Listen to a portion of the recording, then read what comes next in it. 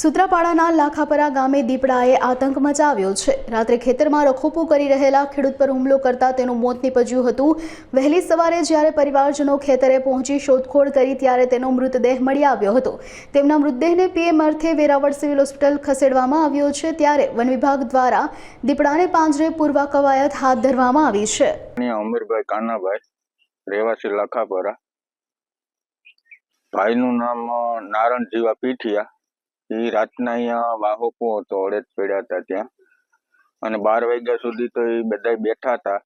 12 વાગ્યા પછી અહીં પથારીએ સુવા આવ્યા, અને સવારના એ રોજ વહેલા ઉઠે એટલે ભેહું દોવા ટાણે ફોન કર્યો ઘરેથી, તો કાંઈ જવાબ ન મળતા એના ઘરના સ્થળ ઉપર જોવા આવ્યા ત્યારે અહીં ખાટલો પડ્યો હતો અને એની ઉપર લોહી હતું। એટલે એ બધો અહીં ઢહળેલો હતો, ત્યાં ઢહળો જોઈ અને એને સગડે ગયા ત્યાં બાજુનો પારો ઠેકાડીને ત્યાં લાશ પડી હતી, ખાધેલી હાલતમાં, મૃત હાલતમાં પડ્યા હતા। અમારા વિસ્તારમાં દીપડા તો ઘણા છે, 15-20 દીપડા હશે અંદાજે, વારંવાર બધે જોવા મળે છે, દરેક સીમ વિસ્તારમાં જોવા મળે છે દીપડા। અને પશુનું તો મારણ કરતા જ, પણ હમણાં જ થોડા દિવસો પહેલા એક ખંડેરીમાં પણ આ બનાવ બન્યો હતો, અને ત્યાં પણ એક માનવ લાશ મળી હતી, એ પણ દીપડાની કરેલી હતી, કરેલી છે। એ લોકો આવે છે, નથી આવતા એવું નથી, આવે તો છે જ, પણ હવે દીપડો ન મળે તો હવે વહેલી તકે આ દીપડાને પાંજરે પૂરે તાત્કાલિક, અને આવો બનાવ ક્યારેય ન બને। મારું નામ દિનેશભાઈ પંપાણિયા, રહેવાસી ટોબરા, ભાઈ લાખાપરાના રહેવાસી છે નારણભાઈ જીવાભાઈ પીઠિયા। વિગતમાં એવી છે કે તેના વાલીઓને જાણ થતા સવારમાં દીપડાએ 6 થી 6 વાગ્યાની આજુબાજુ એટેક કરેલો હોય અને એનું મૃત્યુ પામેલું છે। મને બાજુના વ્યક્તિ દ્વારા ફોન આવ્યો, પછી હું પંકજભાઈ પંપાણિયા તથા આજુબાજુના ગામના લોકો અહીંયા આવી અને ફોરેસ્ટ ખાતાને જાણ કરી, તો એ લોકો પણ અહીંયા આવેલા છે અને પોતાની કાર્યવાહી ચાલુ કરેલી છે। એણે કેટલા બનાવ બન્યો છે કે 6 વાગ્યાની આજુબાજુ બનાવ બન્યો હોય એમ, કારણ કે રાતે 12 વાગ્યા સુધી તો તેઓ પણ જાગતા હતા, અહીંયા વાહપું કરી રહ્યા હતા।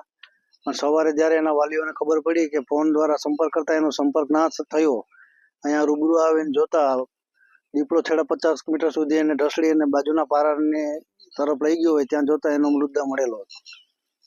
ઘણા 15-20 દીપડા છે, ઘરે વારંવાર ફોરેસ્ટ ખાતાને જાણ કરવામાં આવે છે, આવા રંજાડો રહેતા હોય છે। આજે આ માનવ ભક્ષી એક બનાવ બન્યો છે, હવે પછી પણ આવા બનાવ બને નહીં એના માટે વહેલી તકે આ દીપડાઓને પાંજરે પૂરવામાં આવે અથવા કોઈ પણ એની વ્યવસ્થા કરવામાં આવે, જેથી ખેડૂતો છે ખેતરમાં પોતાનું કામ કરતા હોય છે, રાતને દિવસ પોતાના પાક માટે છે કે એનો રખોપું કરતા હોય છે, ત્યારે આવા બનાવ ના બને।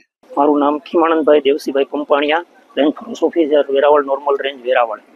જી, વેરાવળ રેન્જની સુત્રાપાડા રાઉન્ડની પ્રાચીબીટ હેઠળના લાખાપરા ગામ ખાતે આજે વહેલી સવારે 6:50 કલાકની આસપાસ ત્યાં લાખાપરાના રહેવાસી પંકજભાઈ પંપાણિયા દ્વારા અમને સવારે મેસેજ મળેલા કે આ ગામની અંદર એક માનવ મૃત્યુની ઘટના બનવા પામેલી છે। એટલે તાત્કાલિક અમે સ્ટાફને ત્યાં મોકલ્યો અને સ્થળ તપાસ દ્વારા જાણવા મળેલું કે જે વ્યક્તિ હતા એ ત્યાં અડદના